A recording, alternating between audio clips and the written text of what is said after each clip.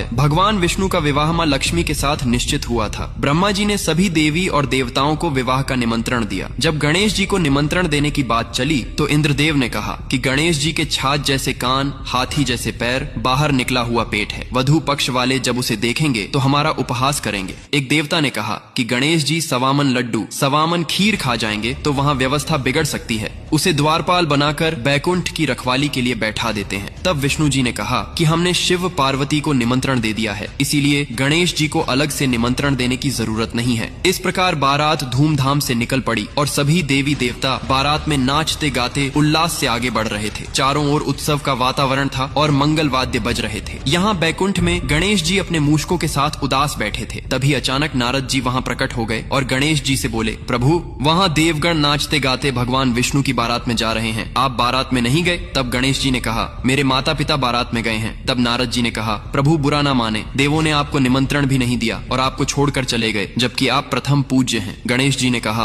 अब किया भी क्या जा सकता है? तो नारद जी ने कहा, आपके पास इतनी विशाल मूषक सेना है, यह कब काम आएगी? तब गणेश जी ने अपनी मूषक सेना को आदेश दिया कि वे बारात के मार्ग में विघ्न उत्पन्न कर दे। तब मूषक सेना ने पूरे बारात के मार्ग को अंदर से कुतर कर खोखला कर दिया। थोड़ी देर में विष्णु जी की बारात वहाँ से गुजरी। तभी अचानक रथ का पहिया मिट्टी में धंस गया। इंद्रादि देवताओं ने बहुत कोशिश की पहिया निकालने की, लेकिन पहिया नहीं निकाल पाए। तभी नारद जी वहाँ उपस्थित हुए और उन्होंने देवताओं से कहा कि उन्होंने प्रथम पूज्य गणेश जी को निमंत्रण नहीं भेजा, इसलिए यात्रा में विघ्न उत्पन्न हो रहा है। तब देवताओं ने एक लोहार को बुलाया। उसने गणेश जी का नाम लेकर एक ही बार में पहिए को बाहर निकाल दिया। यह देख सभी देवताओं को अपनी भूल का एहसास हुआ। तब भगवान शिव ने नंदी को भेजकर गणेश जी को वहाँ बुलवा लिया और सभी देवताओं ने मिलकर गणेश जी से क्षमा मांगी। इसके बाद बारात धूमधाम से वधु पक्ष के द्वार पर पहुंच गई। इसके बाद भगवान विष्णु और माता लक्ष्मी का विवाह विधि पूर्वक संपन्न हुआ। अगर यह कथा आपको पसंद आई हो तो कमेंट में जय गणेश अवश्य लिखें।